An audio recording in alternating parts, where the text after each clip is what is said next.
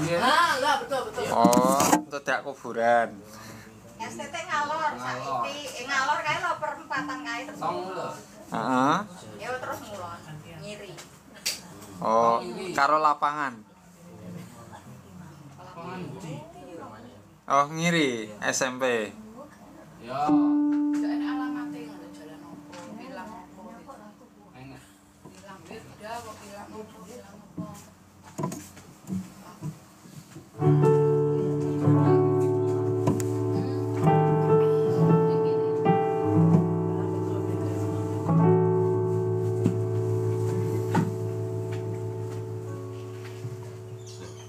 Jadi sisi yang terpisah bersatu nih. Iya satu. Satu nih. Satu nih. Golek matahari ya sing wedok. Saya mencari yang terang. Salam. Puji Tuhan, gimana kabarnya? Semua semangat.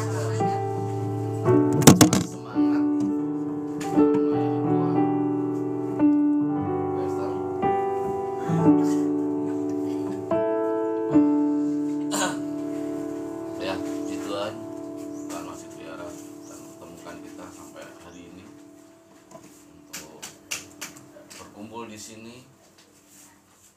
Kita puji Dia, sembah Dia, dan kita meninggikan hati Dia. Mari kita siapkan hati kita. Biarlah Roh Kudus memenuhi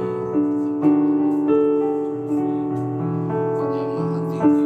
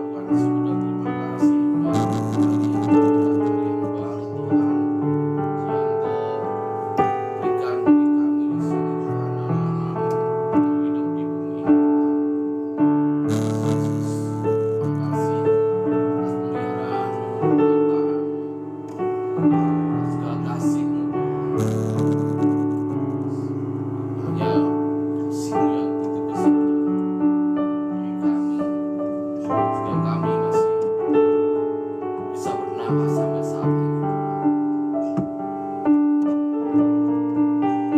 Ampuni segala kesalahan, pelanggaran kami Tuhan.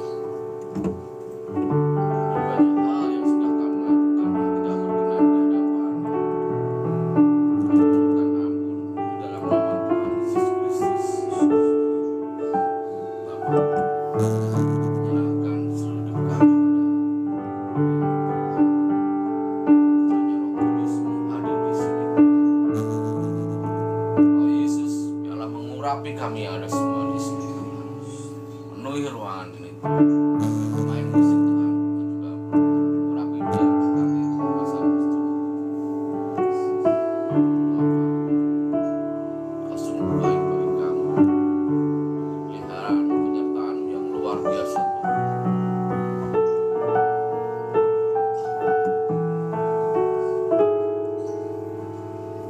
Kami serahkan Tuhan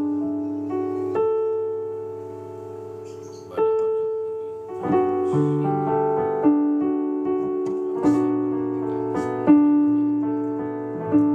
Biarlah segala hal mengenai dunia ini Tuhan, semuanya kami lepaskan Tuhan, sehingga kami bisa memandang dan bertuju hanya kepadamu.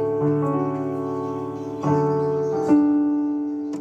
Ajari kami supaya kami bisa terbang tinggi Tuhan sebagai anak-anak Raja Wali Tuhan.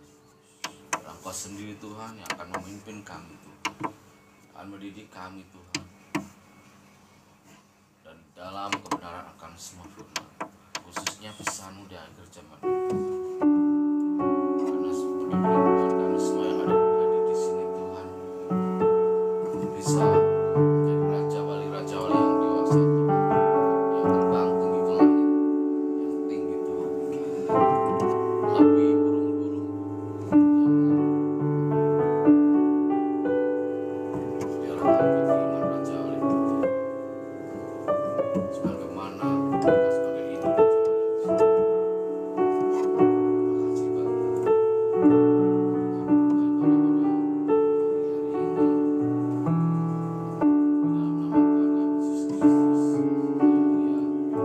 Amin. Silakan dulu kembali.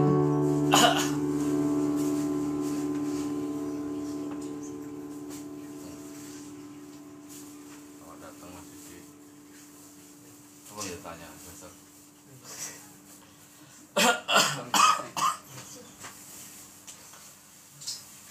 Kipas udara agak panas ya. Oke, puji Tuhan. Mungkin ada yang mau bersaksi dulu? Enggak ada. Kalau enggak ada, ya. Oh ya.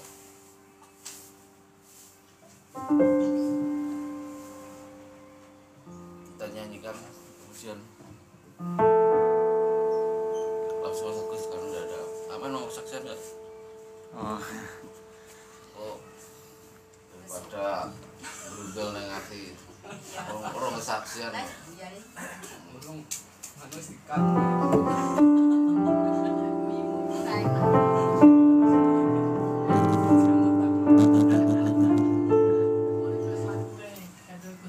Mas Agus kan kesaksian. Kesaksian. Aja mbok kat. Dikaplik wong-wong. Cuma ya. Bagian mana aku sekarang bagian. Silakan Mas Agus supaya apa? Firmannya agak panjang. ya puji Tuhan. Beberapa waktu lalu saya sempat dihubungi sama yang namanya Om Wimpi itu dari keluarga Allah. Mimpi. Iya. Mimpi. Iya sih nyebutnya pronunciasinya. Wempi. Iya, Belasan sidik. Ya ate wong Jawa ora Ngerti apa-apa. maksudnya. Ya wes lanjut. Dan hal yang mengejutkan, beliau sedang ada proyek bikin satu lagu dan kebetulan ya puji Tuhan, ya bukan kebetulan sih, ini rencana Tuhan. Dia minta tolong saya untuk membantu mengaransemen atau mengkompos lagu yang dia bikin. Dan puji Tuhan juga itu hari Jumat sore di tempat ini karena ini proyek rahasia katanya. Ya kok cerita nih. Bocor kan rahasia lho kowe. Omong Enggak, kowe. kuwi ngene jenenge spoiler tipis-tipis. Sudah satu jelasin. Loh, tapi kan aku nggak apa namanya nggak ngasih tahu lagu apa yang aku bikin gitu. Pokoknya ada lagu. Aku ngeklu wisan. Ya. Lah spoiler tipis-tipis sing ngono. Dan puji Tuhan, saya bersyukurnya begini. Ya penasaran. Talenta yang Tuhan berikan kepada saya ini apa namanya bisa dipergunakan lah, nek dimanfaatkan ki kesane koyo piye gitu. Dipergunakan untuk kemuliaan Tuhan. Karena gini, aku misalnya ya kita tahu misalnya NDC lah, NDC mereka buat lagu yang kita kenal saat ini. Ternyata apa ya, aku tuh juga merasakan bagaimana membuat suatu lagu, apalagi dalam konteks rohani kayak gini. Dan itu pun bukan sesuatu yang seperti lagu umum lah, lagu sekuler, bikin lagu udah. Tetapi dalam hal ini, dalam konteks bikin lagu rohani itu ada prosesnya. Dan tidak tahu mungkin sengaja atau enggak sengaja beberapa waktu lalu saya diproses Tuhan begini mengalami satu kesulitan yang sangat luar biasa. Tetapi dibalik itu semua proses yang Tuhan izinkan itu, ketika saya dan Om Sawat tadi, nanti aku salah sebut, Om Wempi itu duduk di sini sharing-sharing. Sharing-sharing soal lagu rohani yang akan dia buat itu, aku merasa saat itulah proses Tuhan bekerja. Jadi ketika membuat lagu ini oh lagunya begini. Karena ini lagu rohani, harusnya lagu yang dibuat ini bisa mengurapi, ada urapannya, ada apa ya? Kalau kita mendengarkan itu diberkati melalui lagu pujian ini, penyembahan ini. Ternyata di balik belakangan ini yang terjadi dalam kehidupanku itu gini-gini, ternyata oh tujuannya begini. Jadi ketika kami sharing untuk oh lagunya mau dibuat gini, saya lihat liriknya ini kemudian begini, terus beliaunya nyanyi, saya nentukan nada dan puji Tuhan itu bukan karena aku loh, karena pertolongan Tuhan dan kuasa Tuhan, langsung ketemu nadanya, klop. Beliau nyanyi, aku mendengarkan. Padahal sebenarnya sebelumnya aku sempat rata-rata ini gimana ya untuk mengkompos atau buat lagu ini, apalagi ini lagu rohani. Sedangkan NDC sendiri timnya itu untuk membuat satu lagu rohani itu pun apa namanya, mereka doa dan puasa. Bahkan mereka mengasingkan diri dari kesibukan yang biasa mereka lakukan ke suatu tempat. Untuk apa?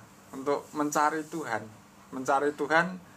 supaya Tuhan memberikan ilham dalam mereka membuat lagu. Dan itu pun aku ya sempat ngalami seperti itu. Tapi ya puji Tuhan, bisa ini lalu klop ini begini, lalu dibuat begini. Lalu saya berpikir bagaimana lagu yang dibuat ini ketika dinyanyikan orang itu merasakan kuasa hadirat Tuhan. Dan intinya adalah dari tema lagu yang Ini Spoiler nih. spoiler lagi ya. Wis ndang buka pisan nek Gus nanggung-nanggung. Abu-abu ya. Penasaran ngene. Lah, Penasaran. Nanti kalau udah Aja jadi. sik full sik ae. Nanti kalau udah jadi, karena ini berhubungan dengan copyright guys. Itu kita membutuhkan juru selamat.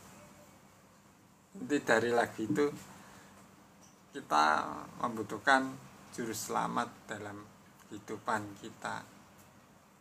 Kayak nanti kita nyanyikan bersama. Ya nanti kalau sudah jadi, Rong bar ayo. Ki rong bar ki lagi setengah ngono lho. Spoiler tipis. Bersama. nanti kalau sudah Ya ayo. Sudah. Caremu nanti. semua lagunya udah mateng, terus si sama-sama. ya oh iya kayangan jarene kek. Iya janji lo ya kek. ya nanti kalau kalau dapat royaltinya. Lho yo pasti komposer larang bayar ya kok ya. Ora dibayar yo sipun. Ya itulah, puji Tuhan, semakin lama talenta yang Tuhan diberikan pada saya ini saya gunakan untuk kemuliaan Tuhan. Jadi bukan asal ngiringi musik terus main musik ini, tapi ide-ide yang dari Tuhan melalui talenta musik yang Tuhan percayakan itu bisa tertuang, dan harapannya melalui ini nama Tuhan dipermuliakan dan orang-orang yang mendengar itu bisa menjadi bisa mendapatkan berkat seperti tadi mengalirlah sekarang. Makanya aku minta supaya kuasa Roh Kudus itu mengalir dalam kehidupan kita untuk Amin. bisa menjadi berkat untuk orang-orang. Kiranya segitu dulu aja. Ulayakno ke muni pengejane kayangan ternyata dikongkon dadi komposer Aneh project besar. Iya ternyata tahu aku. Tapi masih proses. Oke, makasih Mas Agus. Semoga Tuhan memenuhi apa yang sedang Agus kerjakan dan sudah menjadi berkat bagi bangsa.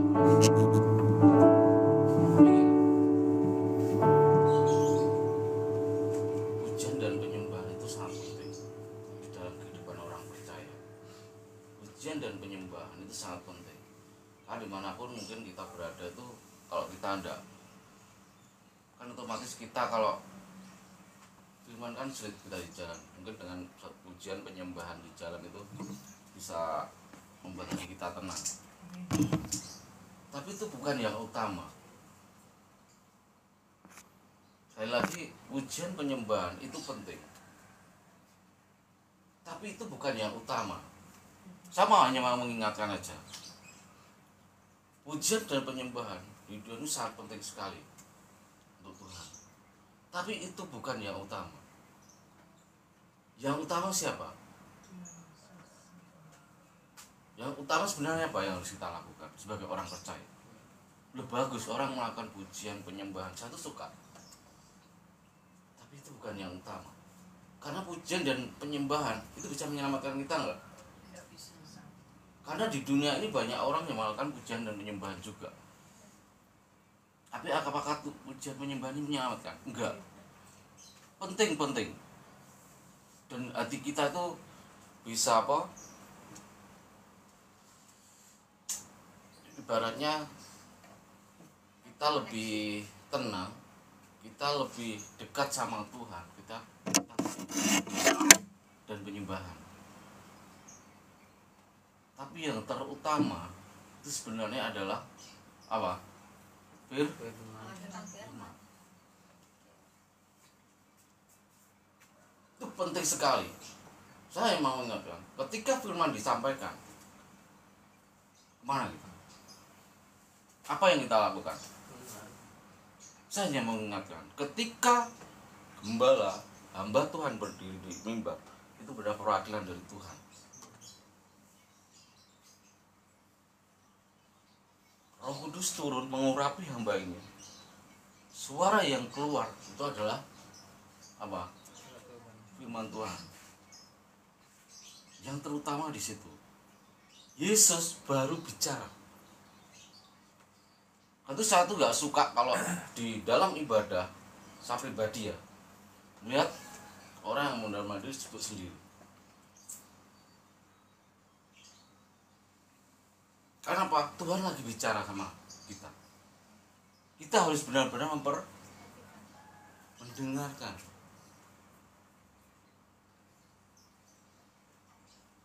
Karuan kalau dia nggak mau ibadah keluar, nggak apa-apa.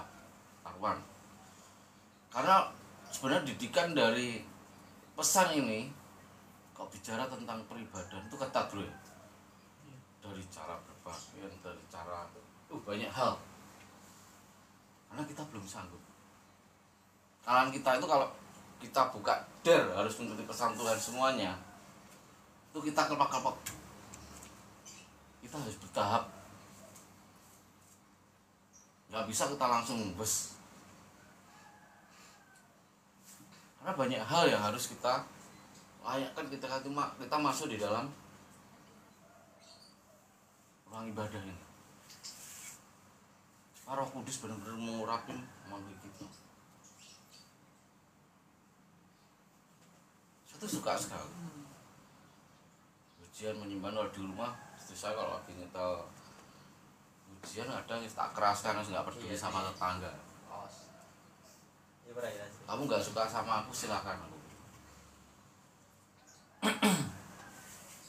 Meskipun tangga-tangga ini mungkin ya rasan-rasan, tapi genek suara nih sampai sekarang. Jenenge rasan-rasan. Ini suaranya nah, ya benar. Aku sangat ada. Jadi sekali lagi saya hanya mau mengingatkan karena firman itu Allah sendiri, dan ketika firman itu disampaikan, siapapun yang menyampaikan firman itu adalah Allah sendiri. Mari kita hormati Allah. Mari kita tunduk kepada Allah. Yang firman yang bisa, yang banyak melakukan hal. Ketika kita sakit pun yang menyembuhkan kita siapa? Firman. Kan firman mengatakan oleh beliau dulu kamu disembuh. Lalu kita hanya datang gereja muji menyembah Tuhan selesai. Apa yang kamu dapatkan?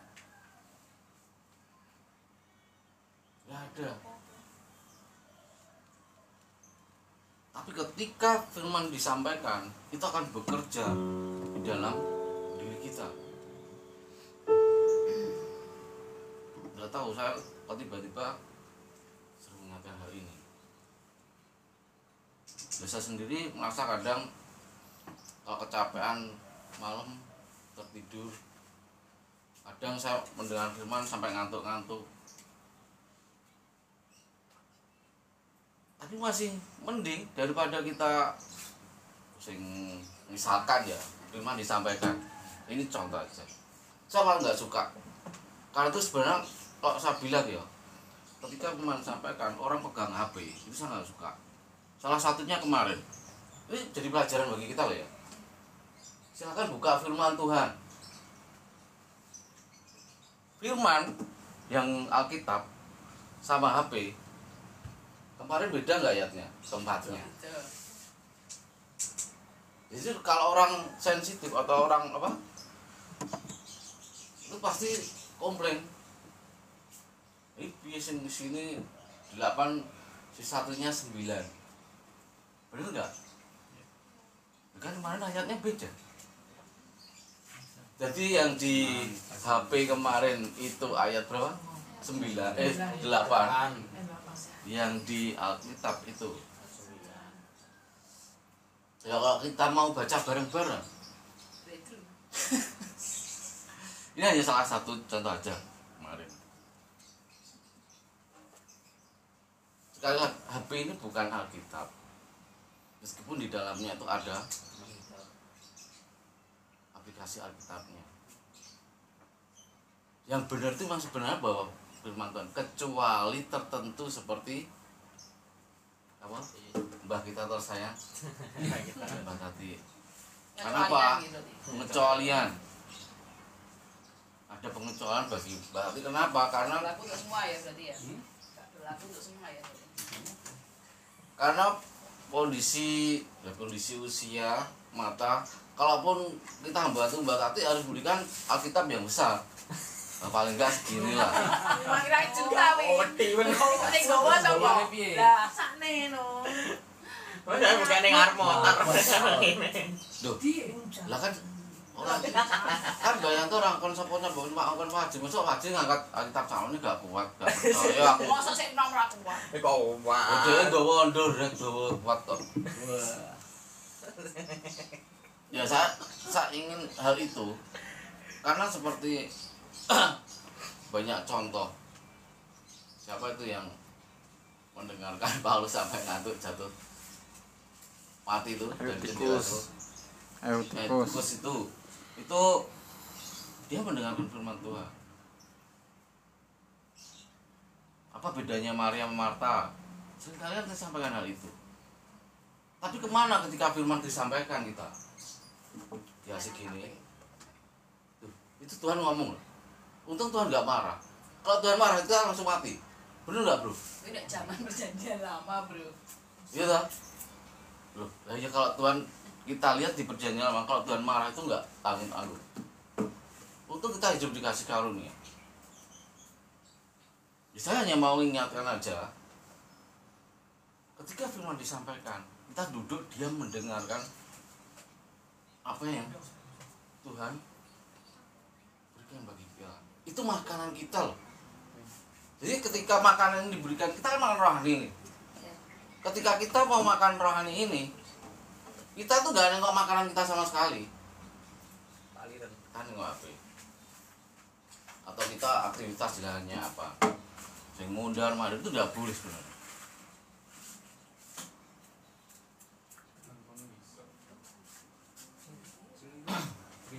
Oke, Pak Tani. Ini belakang. Iya masih di.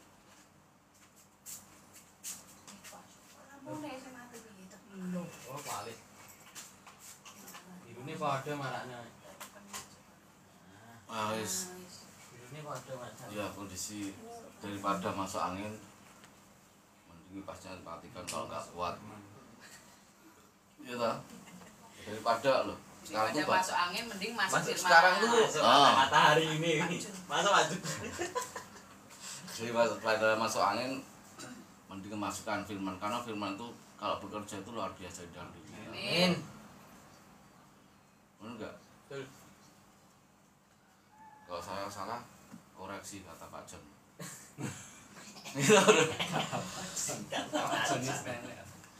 Kata-kata nih. Kita kan mengingat karena dia adalah Bapak Gembala kita dulu itu semasa kita tuh berkumpul di sini juga karena melalui Pak Jon Tuhan kumpulkan kita itu. Nggak tahu nanti kalau jadi Bu Lydia hari Kamis itu nanti akan ditarik satu-satu kembali nggak tahu. Nah kalau mungkin nanti udah genap Madiun Tuhan datang yang kedua kali kita juga nggak tahu. Ini gendep sih. Oh kita mau mikir hal lain. Sudah sering kali Jun katakan bahwa ini waktunya itu sangat alarm sirine kedatangan Tuhan itu udah nggak berbunyi di gereja-gereja itu. Dia alarm tsunami itu nggak berbunyi lagi. Tapi Tuhan sudah memberitahukan kepada siapa? Mempelai. Siapa nanti gitu?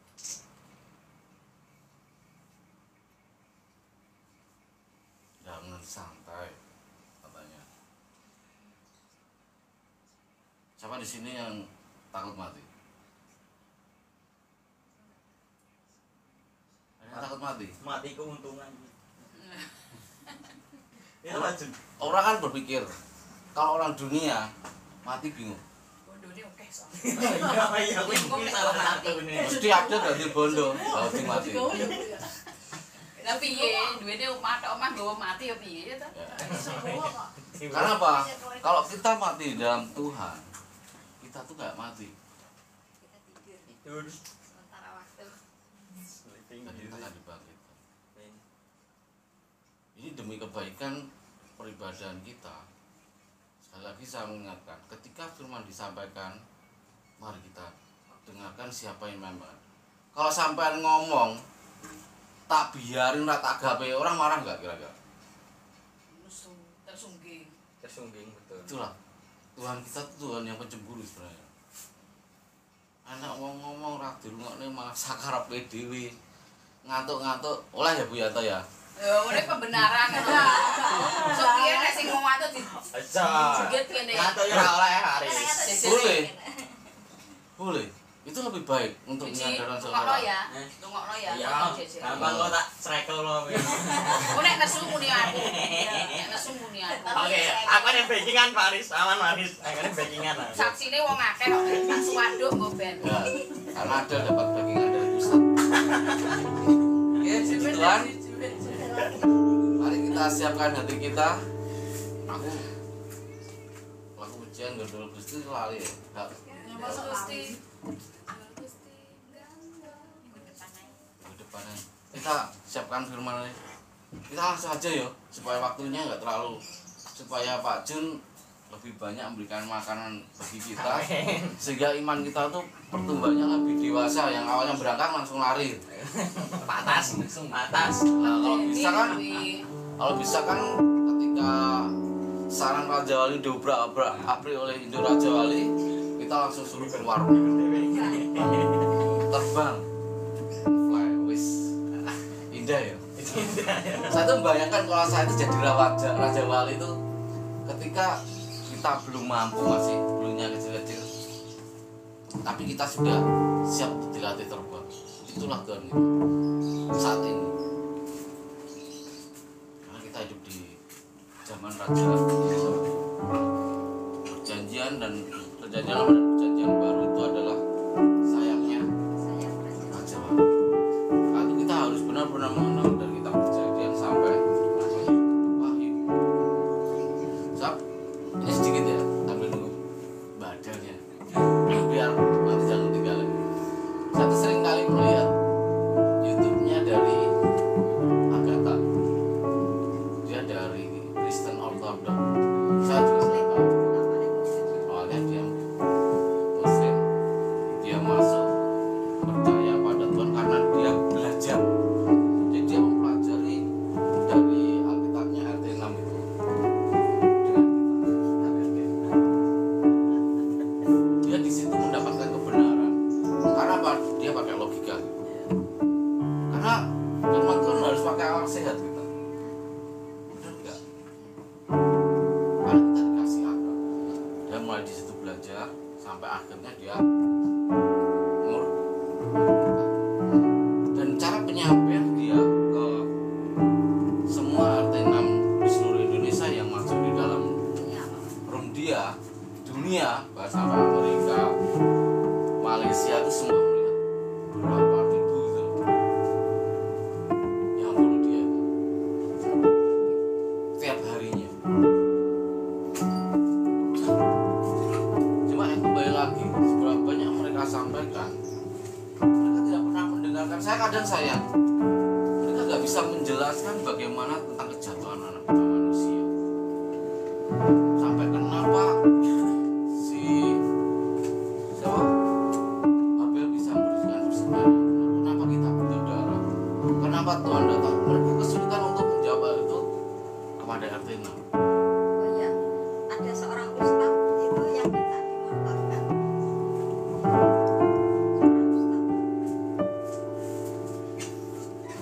Seorang ustaz minta dimurtadkan oleh kerajaan.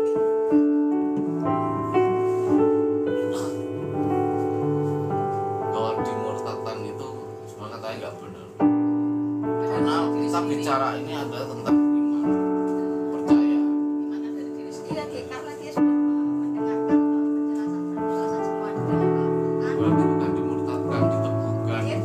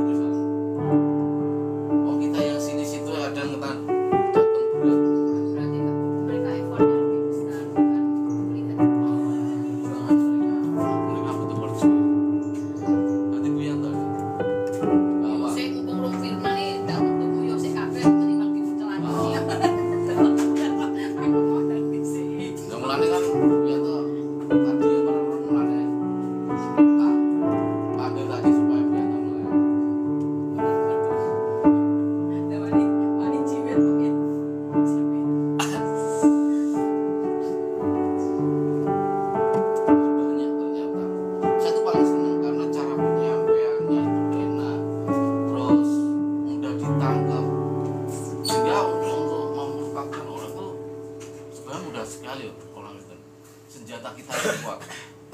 Siapa yang bisa membantah Tuhan? Siapa yang bisa melawan Tuhan? Gak ada. Sehebat siapapun dia, gak akan bisa melawan Tuhan. Firman Tuhan Injil dari mulai kejadian penciptaan sampai mulai Yesus lahir, penyaliban sampai Yesus bangkit. Yesus bangkit itu 40 hari jalan sama murid-muridnya. Benar gak kalau kita lihat? Itu hanya kita percaya sampai saat ini seperti itu. Apakah Yesus bangkit itu berwujud hantu? Kan enggak. Wujudnya manusia, ya makan sama murid-muridnya. Luar biasa loh kan kita.